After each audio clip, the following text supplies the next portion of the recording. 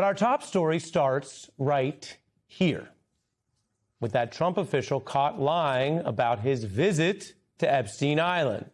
You have Epstein in the foreground and the gentleman in blue behind him. Howard Lutnick back in the hot seat today, Congress grilling the Commerce Secretary about those Epstein links and his Epstein lies. He has been forced to address a lot of it after what was a very unusual law that no one at the time expected to come out, but it did. We lived through that, and that law forced out evidence, including the photograph on your TV screen or your YouTube or your phone, however you're watching us, but wherever you're watching us, that evidence is on your screen. That's a photograph that they never thought would come out. They never wanted it to come out. It was only the huge, unusual pressure that made it come out and contradicted this Trump official's claims. We now know Lutnick was named over 200 times in the Epstein files. Those are the ones we've seen, including the emails arranging the very island visit that we just showed you. His assistant relayed it was nice seeing people there. And those long secret emails from Lutnick and his team and other Trump allies like Elon Musk have served to publicly shred those men's past denials. And so, even by the low standards in D.C. today, it was in our beat case timeline, the news tonight, months after the files came out, amid this war and the big news development. That's actually, I have the men you see up on your screen because they are part of a bipartisan push to follow the leads from those Epstein files that Congress forced out. You can get the docs and everyone can have their day reading about it, but if that's all it was, then that's not really a lot of accountability. It's certainly not a lot of actual investigative information to come out if you just drop it all. And yet, Democrat Ro Khanna, Republican James Comer have pushed to follow up on those documents, to use the actual powers of Congress, this co-equal branch, even and perhaps especially when Donald Trump would rather they didn't.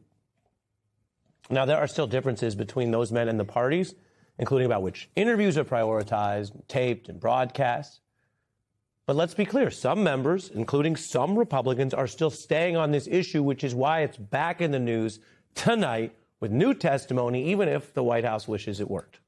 This is coming over Trump's objections and over the objections, frankly, of a lot of D.C. insiders, including some Democratic figures like the former Treasury Secretary Larry Summers, who's been ousted from his post. He was largely a kind of a centrist Democrat in several administrations. Those type of elites, and of course a lot of the Trump officials, would like to just wind this down. Well, it's not winding down tonight on Capitol Hill. And pressing Lutnick is actually key, given that we also know that Trump's DOJ dropped the ball on things that Lutnick was saying in public. He was sounding off about how Epstein, his former neighbor, might use videos or, quote, blackmail against government officials.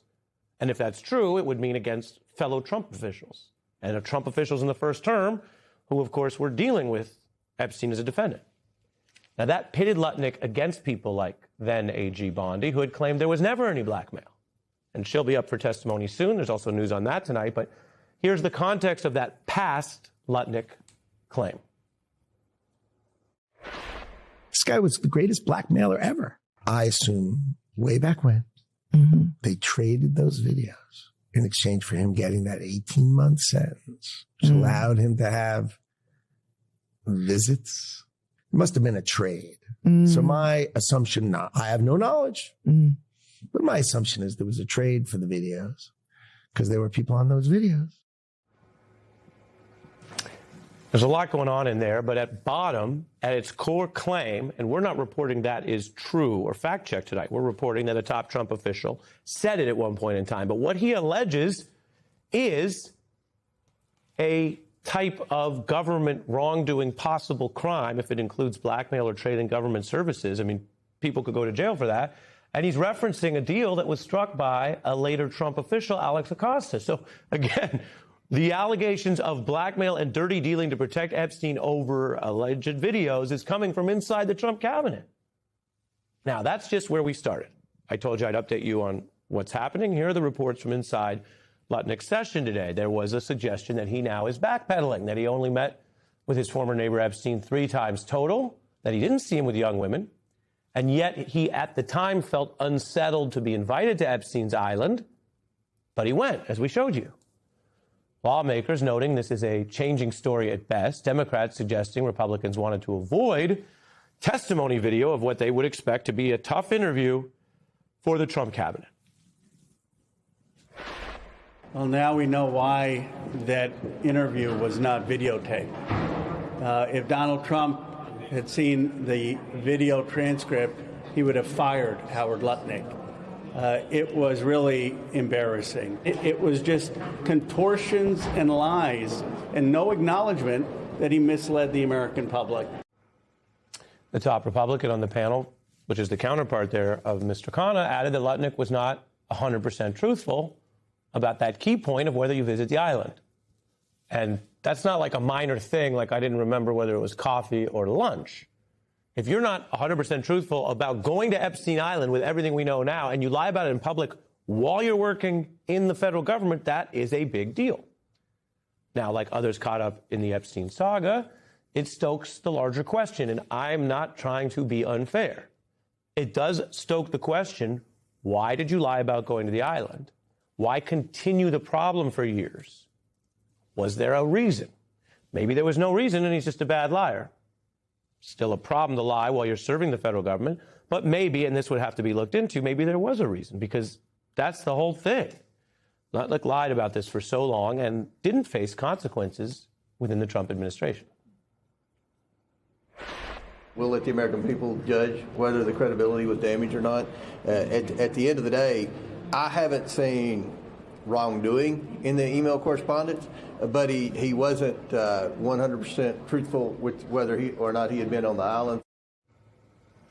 He was not 100% truthful. That's the Republican side there. And again, as I said, counter to some of the narratives that we're told, whatever you think of how Republicans or Donald Trump has handled the Epstein issue, the voice you just heard is of a top Republican who did push to get this testimony and is saying straight up, you got Trump officials still being not 100% truthful, which might be their sort of politically sanitized or PC version of saying he's lying.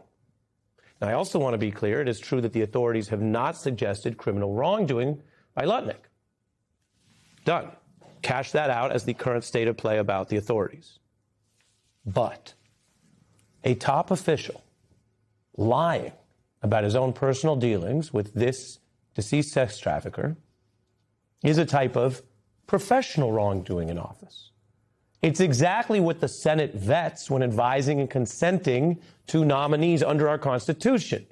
Are they competent? Are they truthful? Will they uphold the Constitution? Will they lie to the public or the government about matters of import? Not lunch or coffee, but important matters, as this individual did while you paid his salary with your tax dollars, which might have been better spent on your gas. This is very recent. We're not drudging up just the old thing.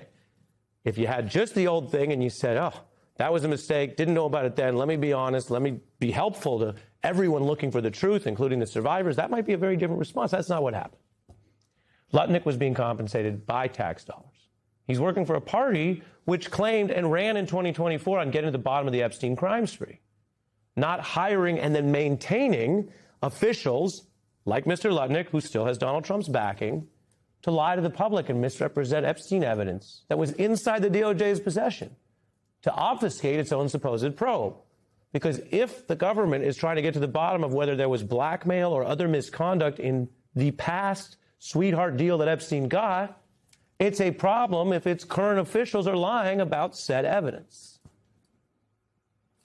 Here's some of the contradiction of his own personal history, Lutnick going to the island and his dealings with Epstein, which both members of the committee on the left and the right, both parties, mentioned with regard to his lack of veracity today.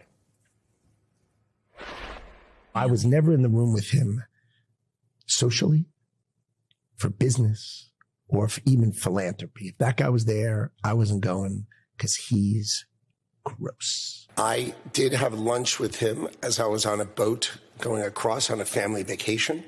My wife was with me, as were my 4 children. We had lunch on the island. That is true.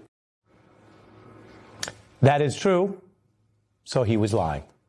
He lied in the interview and told the truth under oath. And for anyone who gets cynical and says they get away with everything, turns out with a lot of these folks, you put them under oath, and they tell the truth rather than expose themselves to criminal prosecution. I don't think Mr. Lutnick is worried about this DOJ, which had his evidence and didn't ever publicize it until the law made them. I don't think he's worried about this DOJ charging him for lying about that to Congress. He must be worried that things could change real soon. Now, context. In other administrations in both parties, cabinet officials have been removed for less than the lies about the sex trafficker that I just showed you that Mr. Lutnick lied about.